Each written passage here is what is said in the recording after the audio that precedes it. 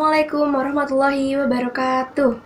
Perkenalkan, nama saya Miftah Ramlina Makfirah. Saya perwakilan dari kelas 12 IPS 2. Pada kesempatan kali ini, saya akan menjelaskan tentang karya tulis yang telah kami susun yang berjudul Penerapan Sikap-Sikap Positif Tokoh Integrasi Bangsa bagi Generasi Muda Masa Kini. Indonesia merupakan bangsa besar yang dikenal dengan keberagaman etnik dan budayanya. Maka tidak heran jika banyak pihak yang ingin mengancam integrasi bangsa ini.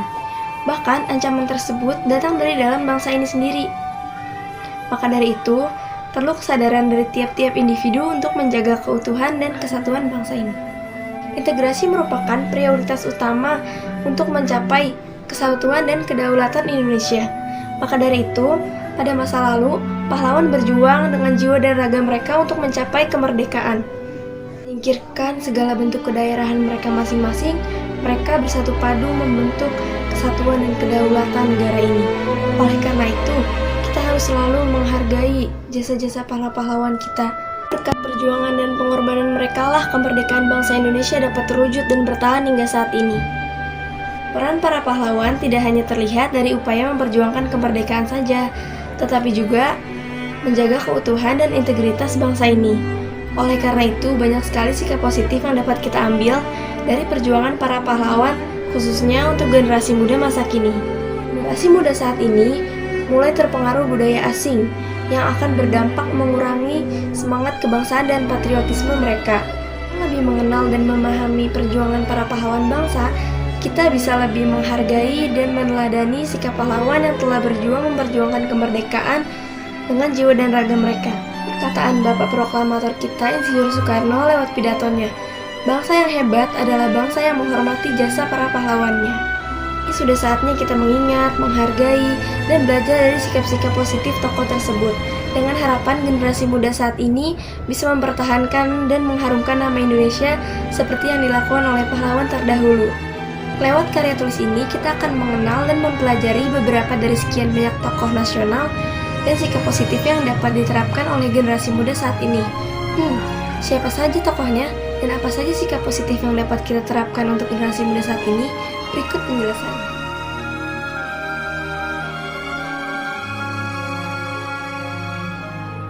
Halo teman-teman, kalian pasti pernah lihat uang 10.000 kan?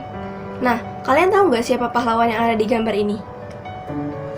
Dia adalah Frans Kaisiepo. Frans Kaisiepo merupakan pahlawan integrasi bangsa yang berasal dari Papua. Pada tahun 1946, ia mendirikan Partai Indonesia Merdeka atau PIM. Ia juga terlibat dalam Konferensi Malino di Sulawesi Selatan. Konferensi tersebut membahas pembentukan Negara Indonesia Timur atau NIT. Ia juga mengusulkan pergantian nama Papua dan Netherlands New Guinea menjadi Irian.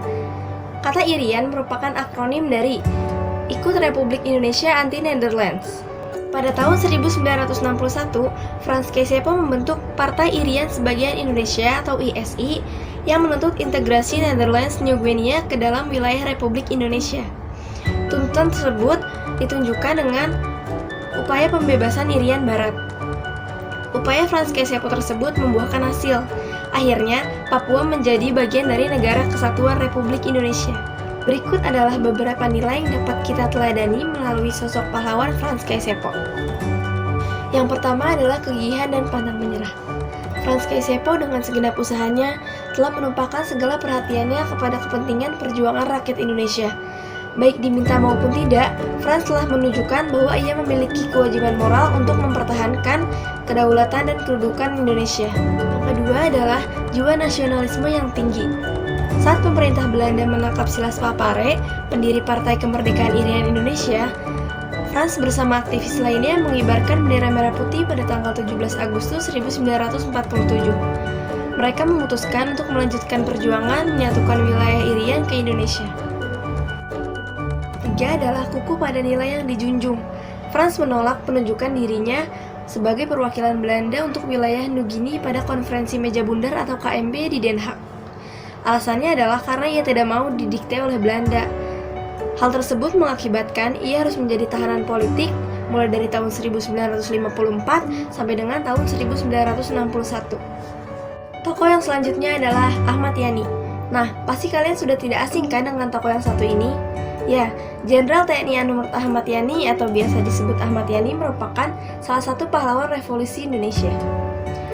Jenderal Ahmad Yani mengawali karir militernya dengan pangkat sersan. Setelah pengakuan kemerdekaan Indonesia, ia diserahkan tugas untuk menumpas pemberontakan DITII di Jawa Barat dengan membentuk pasukan khusus yang disebut Benteng Riders. Pasukannya tersebut berhasil menumpas pemberontakan DITII. Selanjutnya, pada tahun 1958, Ahmad Yani diangkat menjadi Komandan Operasi 17 Agustus untuk menumpas pemberontakan PRRI di Sumatera Barat. Pasukannya tersebut berhasil merebut kembali Padang dan Bukit Tinggi. Pada tahun 1962, Ahmad Yani diangkat menjadi Menteri atau Panglima Angkatan Darat menggantikan Jenderal Ahmad Haris Nasution. Dalam peristiwa pemberontakan G30 SPKI, ia menjadi salah satu korbannya. Ahmad Yani pun mendapat gelar pahlawan revolusi dan pangkatnya dinaikkan satu tingkat menjadi jenderal. Nah, berikut ini adalah beberapa sikap-sikap positif yang dapat kita teladani dari tokoh Ahmad Yani. Yang pertama adalah memiliki sifat pemberani. Beliau adalah prajurit yang selalu menimbulkan pertentangan pada tubuh Partai Komunis Indonesia atau PKI. Ketika menjabat sebagai Panglima Angkatan Darat, ia selalu menolak perintah PKI, termasuk membentuk Angkatan Kelima yang anggotanya terdiri dari para buruh tani. Hal tersebutlah yang menyebabkan ia menjadi incaran untuk penculikan dan pembunuhan oleh PKI. Yang kedua adalah pantang menyerah dan selalu ingin belajar lebih. Ketika usianya masih muda, Ahmad Yani sudah memiliki semangat patriotisme yang sangat tinggi untuk memperjuangkan kemerdekaan Indonesia. Ia sering menjadi komandan untuk menumpas pemberontakan di berbagai daerah. Namun ia tidak cepat puas dengan hasilnya dan ingin selalu belajar kemiliteran lebih tinggi lagi agar selalu bisa mempertahankan kedaulatan Indonesia. Yang ketiga adalah sangat menjunjung tinggi ideologi Pancasila. Ahmad Yani merupakan sosok yang sangat menentang komunis atau PKI. Ia ingin Indonesia tetap berpedoman kepada ideologi Pancasila. Nah, sikap tersebut harus kita terapkan dalam kehidupan saat ini. Kita harus selalu berpedoman kepada ideologi Pancasila dalam setiap kehidupan berbangsa dan bernegara. Kesimpulannya adalah, tokoh-tokoh tersebut merupakan pahlawan bangsa yang patut kita teladani, karena mereka tidak hanya mengajarkan tentang semangat kebangsaan dan patriotisme, tetapi juga mengajarkan nilai-nilai kehidupan yang dapat kita terapkan dalam kehidupan sehari-hari, seperti sikap ramah, jujur, toleransi, menghargai sesama, memegang teguh ideologi bangsa, dan juga menjaga persatuan dan kesatuan bangsa. Dengan adanya sikap-sikap positif tersebut, kita sebagai generasi muda dapat melanjutkan perjuangan para pahlawan, yaitu mempertahankan kemerdekaan dan menorehkan prestasi bagi bangsa ini. Demikian yang dapat saya sampaikan dari hasil karya tulis kami. Semoga bermanfaat dan semoga dapat diterapkan dalam kehidupan masa kini dan seterusnya, agar bangsa Indonesia menjadi bangsa yang maju dan terhindar dari kata perpecahan. Terima kasih. Wassalamualaikum warahmatullahi wabarakatuh.